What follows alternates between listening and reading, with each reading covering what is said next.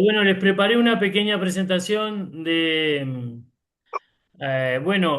los temas que me plantearon. Si bien había participado en la primera jornada también, lo cual les agradezco mucho la confianza de invitarme nuevamente a participar. En aquel caso había hablado más de la biología y la ecología de la cotorra en Uruguay. Acá en Uruguay le decimos cotorra, no cotorra argentina, digamos, solamente cotorra. Y bueno, en aquel momento había hablado más de su hábitat, su comportamiento en la naturaleza. Ahora, bueno, vamos a hablar un poco más de toda la problemática que incluso se ha generado en Uruguay en los últimos meses, lo cual ha repercutido mucho a nivel de prensa, a nivel jurídico, de todo tipo por la matanza que se quiere hacer con los cebos tóxicos. Así que vamos a tratar de hablar un poquito de eso. Perdón, la cotorra es una especie autóctona, por supuesto, en nuestro país, que se desarrolla sobre todo en la pradera arbolada y hace sus nidos. eh, Acá viene el problema, justamente al hablar de sus nidos. Antes, cuando no había eucaliptus, los eucaliptus se introducen en Uruguay a finales del siglo XIX, sobre todo para fijar las dunas, y después se fue expandiendo durante el siglo XX a montes de abrigo, bosques de abrigo, ¿no?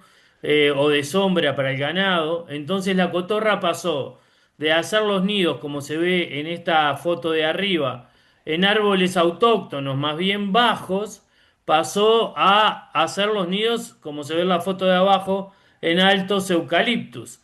Entonces eso provocó que ya el acceso de los predadores a los nidos sea mucho más difícil y empezó a aumentar paulatinamente la población de cotorras, ayudada al mismo tiempo porque también se empezó a intensificar la actividad agrícola en Uruguay, ¿no?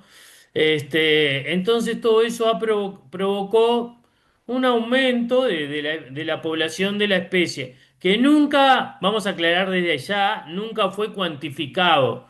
Nunca se hicieron monitoreos, nunca se hicieron censos de cuántos individuos podía haber, de cuánto había aumentado.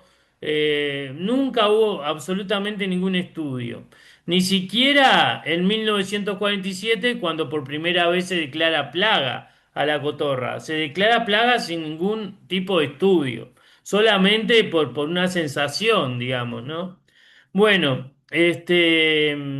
las actividades agrícolas que empezaban a aumentar, sobre todo las plantaciones de maíz, de trigo, girasol, empezaron luego también los árboles frutales a mayor escala. Bueno, todo eso sin duda hizo aumentar la población. No sabemos cuánto, ni antes ni ahora, ¿no? Bueno, hubo una ley en realidad es en 1911, perdón, ahí puse 2011. La ley 3921 es de 1911, que se crea una Comisión Central de Defensa Agrícola, ya a principios del siglo XX, ¿no? Y esa ley abría la posibilidad de incluir especies plagas para la agricultura. Bueno, es así que en mayo de 1947 se incluye a la cotorra como especie plaga para la agricultura. En otro momento se incluyó al jabalí y se fueron incluyendo diferentes especies. En aquel momento el gobierno pagaba por mostrar patas de cotorra muertas, o sea, de certificar de alguna manera que se habían matado. Entonces, llevando las patas se pagaba un porcentaje, digamos. En esa misma época se empezó a utilizar también cartuchos incendiarios para quemar los nidos, que era bastante problemático, ¿no? Y la fumigación con algunos agrotóxicos, lo cual era tremendamente perjudicial para todo el ecosistema, para todo el medio ambiente, ¿no? Bueno, años después de esa década del 40 y del 50, un productor argentino implementó un cebo tóxico con grasa para ponerlo en la puerta de los nidos, Bueno, habrán visto que los nidos de cotorra son grandes nidos comunales donde tienen diferentes bocas de entrada, diferentes cámaras, para nidificar. Y bueno, la idea era poner ese cebo tóxico en cada puerta de cada cámara, ¿no? Ese método se utilizó por décadas, incluso hasta no hace tanto, ¿no? Pero también era muy complejo para el ecosistema por todo lo que implicaba en la red trófica, que ahora vamos a ver después al final de la presentación, porque en realidad ese cebo tóxico, no el mismo, pero algo parecido se instrumentó ahora, ¿no? Este, bueno, un aspecto importante es que a principios de la década del 90, viendo que todas estas medidas de mitigar la población de cotorra no daban resultado, porque las mataban, las envenenaban, pero siempre había cotorras y supuestamente no bajaban las poblaciones. Entonces dijeron, bueno, mejor, en vez de atacar a la cotorra, vamos a tratar de proteger a los cultivos. Ahí fue que se empezó a usar, por ejemplo, mallas antipájaros, ¿no? Mallas para recubrir árboles o para recubrir cultivos, lo cual a veces está muy bueno, pero ¿qué pasa? Si yo tengo un campo de 300, de 400, de 500 hectáreas, y bueno, va a ser muy difícil que pueda cubrir cuánto tendría que gastar en malla, ¿no? Bueno, también se utilizaron métodos acústicos a través del ruido, ¿no? A ruidos que simulaban gavilanes, águilas o simplemente estruendos. Este, también repelentes químicos, que puse repelentes entre comillas porque había uno que era un poco repelente, antraquinonina, ese era un poco repelente, sí, afectaba el gusto y eso, y bueno, no era mortal, pero les causaba, digamos, una especie de rechazo a lo que estaban comiendo por el gusto, también por el sistema olfativo. Entonces, dentro de todo era un repelente. Lo que sí, no, a largo plazo, muy a largo plazo, bueno, podría ser una sustancia cancerígena, pero al fin y al cabo era un repelente. Pero también se usaba como repelente el Meteocarb, que ahora en esta medida nueva del 2025 también se puso nuevamente. Ese no era ningún repelente, por más que se usaba como repelente, era un veneno para matarla, ¿no? Pero bueno, esa es un poco la historia, sintetizando un poco de los primeros años que se empezó a combatir esta especie. En el año 94 hay una reglamentación que es para las empresas especializadas en controlar las poblaciones de cotorra, ¿no? Entonces, se sacó ese decreto para que no, para que fuera algo controlado, porque si no, algunos las mataban, otros le ponían veneno, otros. Bueno, entonces las empresas tenían que mostrar sus planes de gestiones, cómo iban a trabajar, en qué zonas iban a trabajar, ¿no? Cómo se iban a manejar los nidos, para que fuera un manejo mucho más organizado. Se trató de hacer ese decreto para que las empresas estuvieran registradas y cómo iban a actuar. Un decreto importante es el del 2002, el 343, porque ahí, si bien ya estaba incluida el año 47, el decreto como que resalta nuevamente a la cotorra la nómina de plagas de la agricultura y hace referencia a la primera ley que le mostré del 2011, que fue reglamentada en el 2012. Y ahí el Ministerio de Ganadería será el que establezca las zonas de control y también aclara en ese decreto que los propietarios o arrendatarios o tenedores o el título que tengan con respecto al terreno donde viven, van a hacer esa actividad bajo su costo. O sea, no es que el Estado los iba a apoyar, no, lo tenían que hacer bajo su costo y tenían la obligación de hacerlo además si se les marcaba que era importante, ¿no?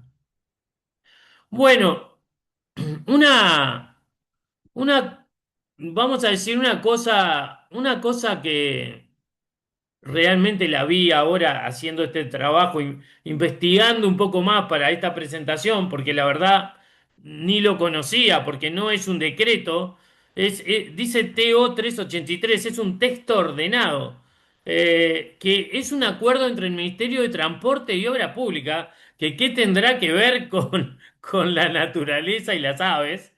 Es un texto ordenado, un convenio entre el Ministerio de Transporte y el Ministerio de Ganadería, Agricultura y Pesca, firmado incluso por el presidente de la República de ese momento, el doctor Tabaré Vázquez. Y que, miren lo extraño de todo esto, el objetivo, lo voy a leer textual, no me gusta, pero en este caso sí. El objeto del citado instrumento tiene el cometido dentro del ámbito de sus competencias al tratamiento, control y repaso de 1980 nidos de loras, o sea, de cotorras, en rutas nacionales de los departamentos de Colonia, Soriano y San José, que es el que aquí les marqué en verde, ¿no? San José, Colonia y Soriano un poquito más arriba, que es lo que para España sería básicamente, no es lo mismo, pero parecido a la provincia, digamos. Comprendido dentro de las zonas declaradas de control obligatorio en el marco de la lucha contra la cotorra. Claro, estas zonas de Uruguay son las que más se cultiva, ¿no? En estos tres departamentos es donde más se cultiva.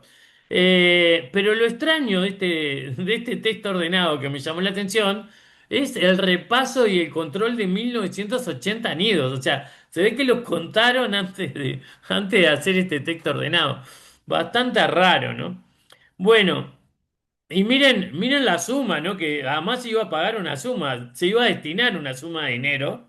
Estamos hablando del 2007, no hace tanto, ¿no? La Dirección de Vialidad del Ministerio de Transporte y Obras Públicas se hará cargo del costo de los trabajos que ascienden en esta instancia a la suma de 69.300, que son más o menos 1.500 y algo de euros, ¿no? Casi 1.500 euros.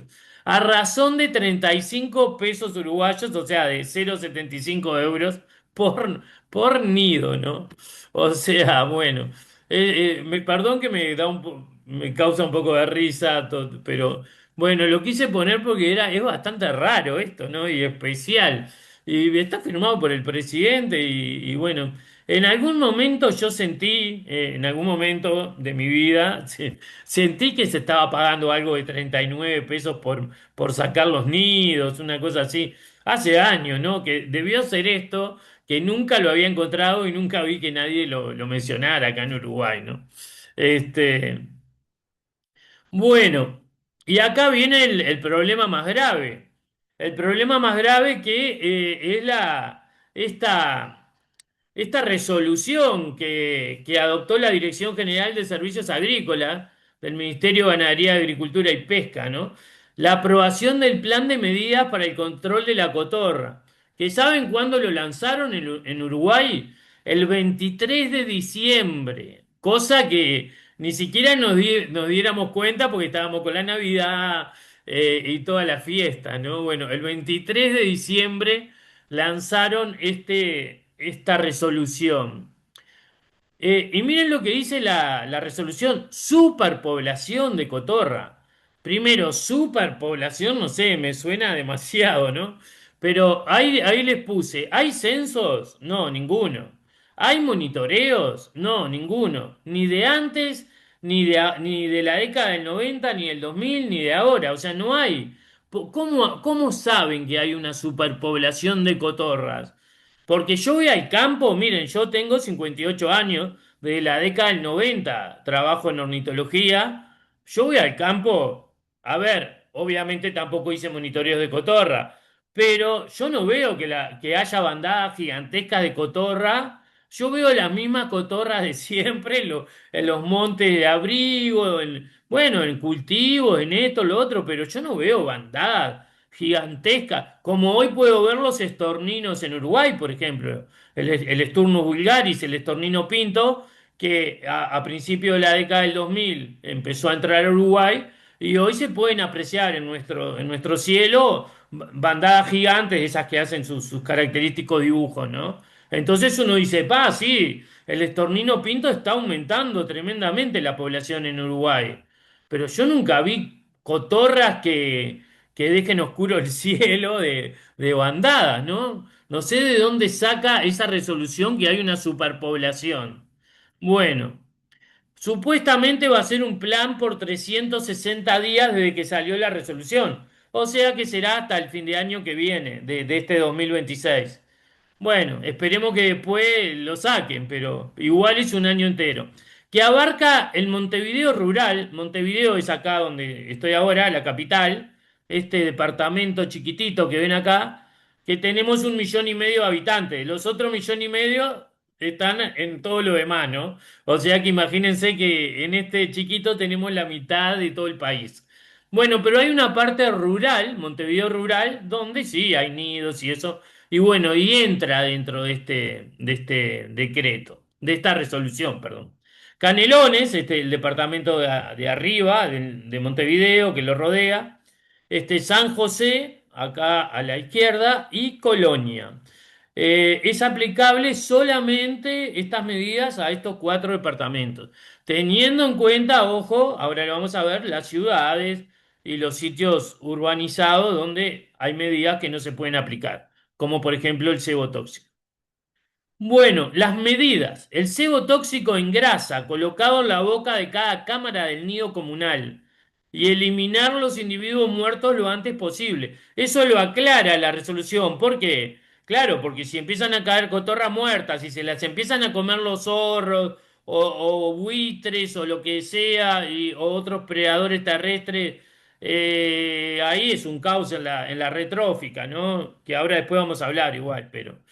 Este, y aclara, en centros poblados y espacios públicos no se aplicará el cebo tóxico, sino que se quitarán los nidos. También lo hará la UTE, que es la Administración de Usinas y Transmisiones Eléctricas del Estado, ¿no? En la red de tendido eléctrico. O sea, la misma resolución pide a UTE, al otro organismo del Estado, que quite los nidos de la red de tendido eléctrico, ¿no? Así que, en conclusión, el cebo tóxico no se va a usar ni en ciudades ni en zonas aledañas, supuestamente, pues, bueno obviamente puede causar un daño, ¿no? Hasta los seres humanos, ¿no? El metiocarb es muy tóxico. Bueno, medidas. Otras medidas, perdón, ya les dije esas dos. Capacitación sobre captura para comercialización. Esto es increíble, ¿no? Porque como yo hice un informe de defensa que se presentó en el juzgado, o sea, yo hice uno y la universidad hizo otro y otros especialistas también hicieron para presentar todo junto en el Tribunal de lo Contencioso Administrativo. Y dentro de mis justificaciones, esto es asombroso. Estamos en el 2026 hablando de educación ambiental, de que hay que promover la educación ambiental, de que hay que sensibilizar no solo a los niños, más a los niños sobre todo, pero a todos hay que sensibilizar sobre el medio ambiente, sobre la conservación. Y una de las medidas es capacitar para capturar a las cotorras y comercializarlas. O sea, es como una locura, ¿no? Bueno, y lo haría eso el Ministerio de Ambiente y el INBA. El INBA es el Instituto Nacional de Bienestar Animal. ¿Y saben dónde está el INBA? Está nada más y nada menos que en el Ministerio de Ganadería, Agricultura y Pesca, que es un órgano descentralizado, el INBA, y usaron su nombre para toda esta actividad cuando el INBA no estuvo de acuerdo en nada de esto, ni en matar, ni en el método de matanza, ni nada. Ahí hubo una discusión bastante importante entre el Ministerio de Ambiente, perdón, el Ministerio de Ganadería, Agricultura y Pesca y el propio INBA, ¿no? Que el INBA tiene, bueno, lo preside alguien del Ministerio de Ganadería, pero también tiene integrantes de instituciones animalistas, tiene propietarios rurales, está formado por muchos, por organizaciones y por individuos también diferentes, bastante diferentes, el Instituto de Bienestar Animal. Bueno, y lo último, también una campaña de sensibilización sobre los supuestos daños, o sea, como para justificar todo este desastre de los cebos tóxicos y todo, hacer una campaña de sensibilización para que la gente vea los daños que provoca la cotorra, ¿no? Y que por qué hay que matarla. Y bueno, y hubo otra cosa que era también delirante, era el pega-pega, que no sé en España lo deben de conocer, capaz con otro nombre. Acá le decimos pega-pega cuando ponen sustancias en los alambrados, en los alambres de los alambrados. Es una sustancia pegajosa que el ave viene, se posa y queda pegada ahí. Entonces después uno va y la retira, ¿no? Horrible. O sea, bueno, eso por lo menos se logró quitar, ¿no? Por lo menos. Bueno, estas son las medidas actuales que han causado mucha polémica, ¿no? Los cebos tóxicos utilizados, que ahí salió otra resolución, la 1270 del 2025, se autoriza la utilización de metiocab y tiacloprid.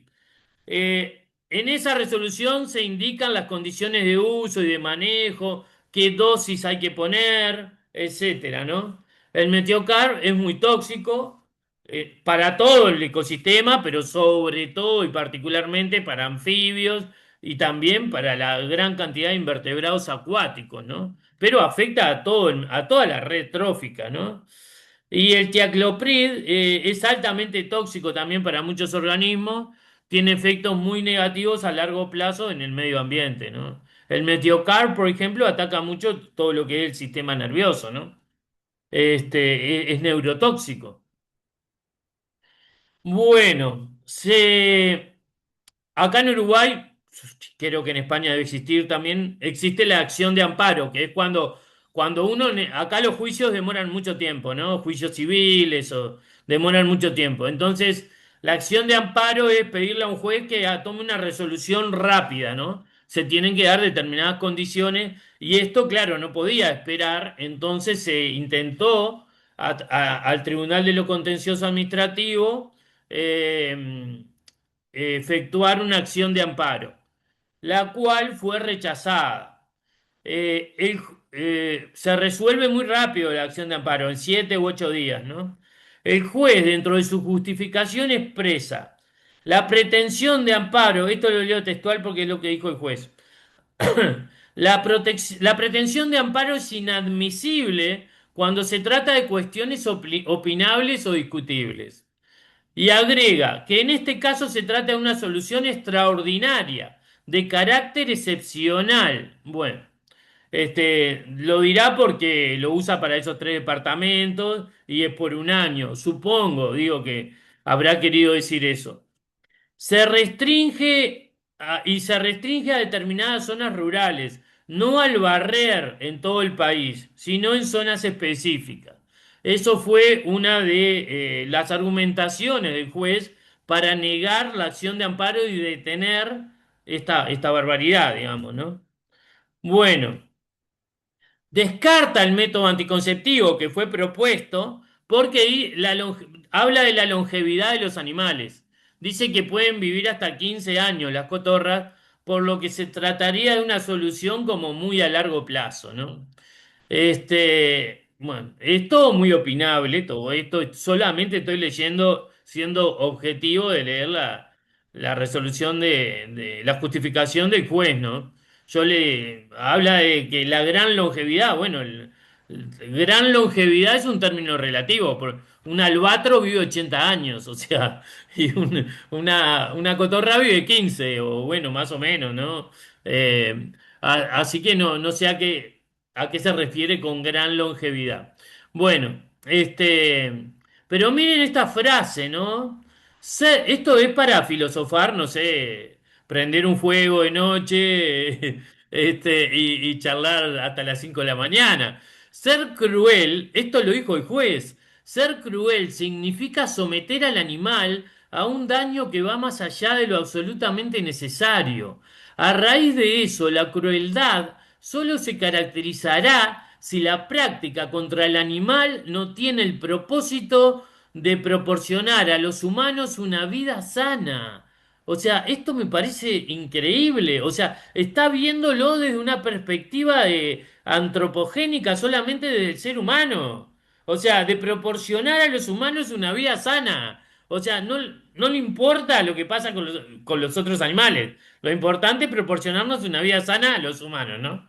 Este, o si este propósito existe y los medios empleados no son absolutamente necesarios para la actividad. Bueno, eso creo que ni lo tendría que haber puesto, ¿no? Pero bueno, también da lugar para hablar 5 horas, como les digo, a la orilla del fuego, de esa frase.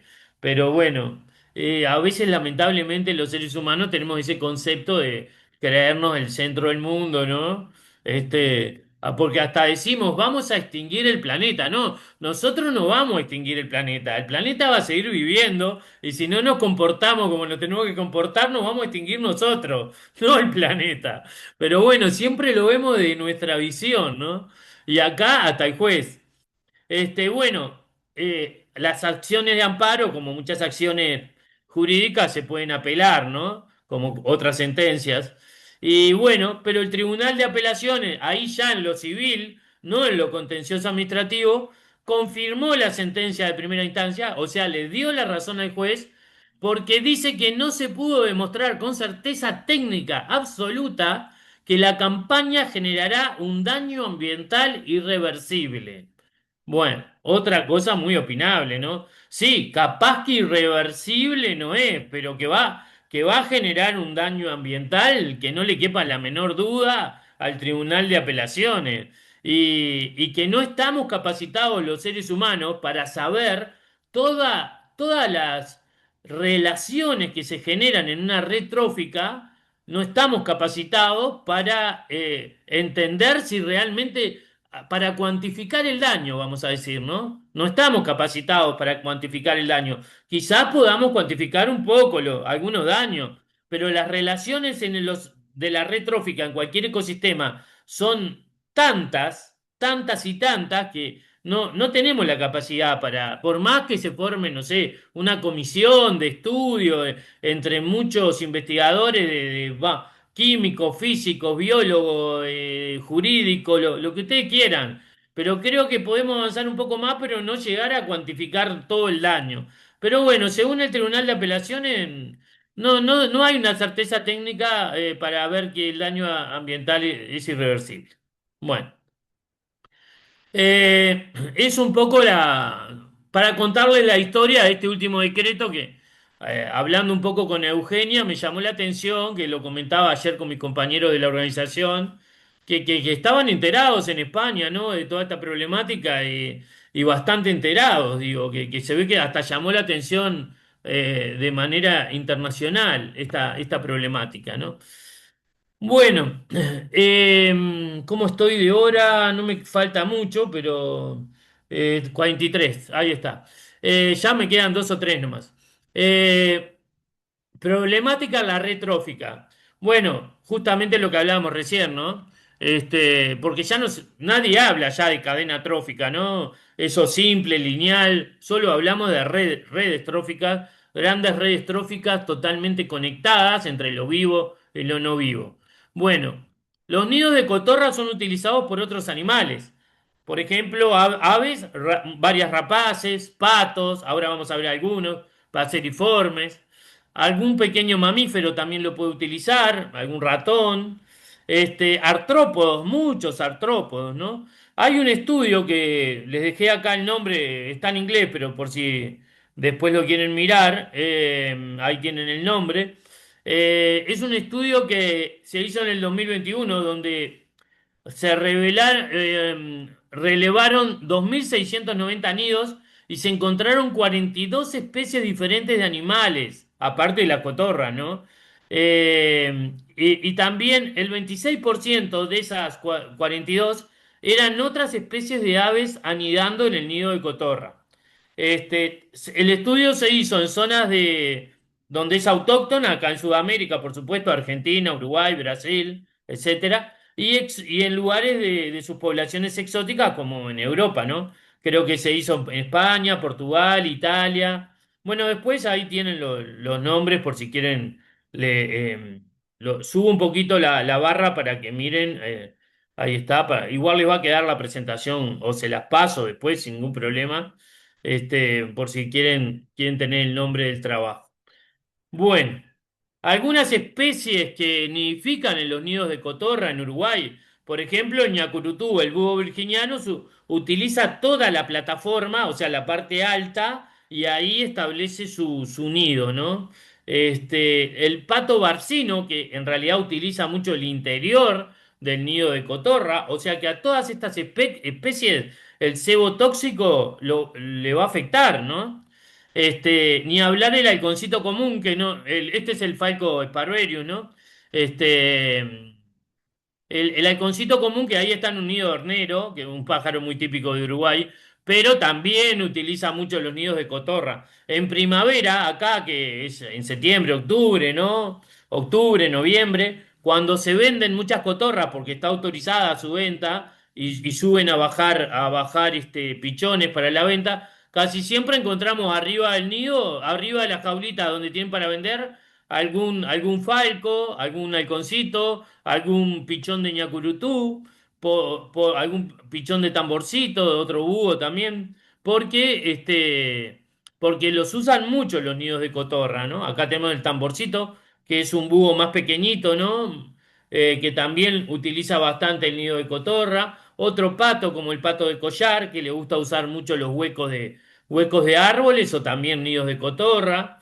Y el pirincho, un pájaro bastante característico de Uruguay, que no es su predilecto, pero también utiliza nido de cotorra, así como un montón de otros paseriformes, ¿no? Como podría ser un venteveo, un pitangus, que es un tiránido, bueno, algún furnárido, justamente de la familia del hornero, y otras especies. El estornino mismo, que es invasor, puede llegar a usarlo. Todo esto va a generar una gran problemática en toda la red trófica, ¿no? Justamente por ese cebo tóxico. Bueno, y para terminar ya, me quedan en dos predadores en los nidos de cotorra. Bueno, porque además de las aves que nidifican en los nidos, también están los que van a predar a las cotorras, que si el cebo tóxico está a la puerta del nido, también se van a ver afectados. No solo por ese cebo tóxico, sino porque capaz ya capturan una cotorra muerta o que esté en proceso de envenenamiento porque no mueren instantáneamente, ¿no? Que ese es otro de los graves problemas. Bueno, aves rapaces como águilas, halcones, búhos, acá tenemos el carancho, le decimos nosotros, Caracara plancus, que es muy habitual que vaya a los nidos de cotorra a intentar sacar pichones o a intentar sacar mismo a las cotorras, ¿no? Con sus tarsos. Algún mamífero, que puede ser un gato montés que pueda subir, o un gato doméstico. Es un poco difícil ahora subir a los eucaliptus tan alto como le decía al principio de la presentación. Pero ¿qué puede pasar? Que muchas veces en los montes, bueno, estos días hubo un viento tremendo acá, se caen árboles, se caen ramas, entonces queda mucho más accesible el eucaliptus para poder subir, ¿no? No es lo habitual, pero en épocas de mucho viento, como ahora en nuestro otoño, puede pasar eso. Y también algún reptil, que tampoco es lo habitual, porque no puede trepar por el tronco del eucaliptus una culebra, por ejemplo, acá tenemos una muy común, la parejera, le decimos, que sube, ¿no? A depredar pichones y huevos. Pero también le puede pasar lo mismo, que caiga un árbol o justo haya un árbol cerca más chico de otra especie y logre subir por ahí y se vaya acomodando para llegar hasta el nido de cotorra. Bueno, todo esto se puede ver afectado por ese cebo tóxico que según, bueno, como han visto las justificaciones jurídicas, dicen que no va a afectar de manera irreversible. Bueno, es lo que digo, irreversible capaz que no, pero que va a afectar, ¿no? Bueno, y lo último, y ya los dejo tranquilos, este, mm, soluciones, porque no vine acá solo a quejarme, digamos. Bueno, redes para los cultivos. La gente que tiene poca cantidad de hectáreas plantadas, y bueno, tiene un costo de la red para los cultivos, pero duran muchos años las redes, no es que al año siguiente hay que comprar de vuelta. Entonces, bueno, podría ser una inversión. Yo creo que hasta el propio Estado uruguayo podría intentar ayudar a los propietarios o arrendatarios, a los agricultores, vamos a decir. Métodos anticonceptivos. Bueno, se puede empezar con las redes, con todo eso, y también ya con métodos anticonceptivos para tratar de ir disminuyendo las poblaciones de a poco. Sí, son longevas, todo. Bueno, según dice el juez, ¿no? Pero bueno, se pueden ir disminuyendo las poblaciones de a poco, sin necesidad de tanta crueldad. Métodos acústicos que algunos usan, ¿no? Tanto de estruendo o gritos de gavilanes o de águilas. Claro, hay gente que te pone un búho, una silueta de un búho y el canto, pero a los 10 días se adaptaron y se paran arriba del búho, ¿no? 10 días siendo generosos. Tienen que ser, los métodos acústicos tienen que variar mucho, ¿no? La cetrería que se usa en Uruguay, pero es bastante costosa, ¿no? Que es algo que la gente no entiende acá. La gente se cree, contrata un cetrero, viene una semana, las espanta y ya no vienen más. No, se va el cetrero, a los 3 días están de vuelta, ¿no? O a los 2 días. O sea que la cetrería, para mantenerla, habría que hacerla prácticamente todo el tiempo e implica un costo importante. Pero dentro de todo podríamos decir que es un método mucho menos agresivo, que también es discutible, pero bueno, sería, comparado con los otros, podría ser un método menos agresivo. El manejo de huevos, ¿no? Que creo que en España lo han hecho, o en otros países europeos. Estuve leyendo un estudio en Eslovenia sobre la paloma doméstica, la columba libia, que trabajaban sobre los huevos y tuvieron bastante éxito. Y bueno, y últimamente se instrumentó este sistema láser de Agriláser Autonomic de Bear Argentina, que la verdad que es algo renuevo, no lo conozco bien todavía, pero bueno, dicen que reducen hasta 70% el daño con esos láser y bueno, no le estoy haciendo propaganda porque ni los conozco. Simplemente me enteré de este método que se está usando ahora también. Bueno, y por acá creo que he terminado. Yo creo que está muy bueno este intercambio, justamente por eso, ¿no? Mantenernos en contacto, intercambiar experiencias, intercambiar, bueno, a veces métodos que pueden ser buenos, ¿no? Bueno, para aplicar, sin justamente dañar a la especie o no utilizar métodos crueles como este que se está utilizando el cebo tóxico. Entonces creo que está muy bueno todo este intercambio, ¿no? Bueno, les agradezco muchísimo por la participación.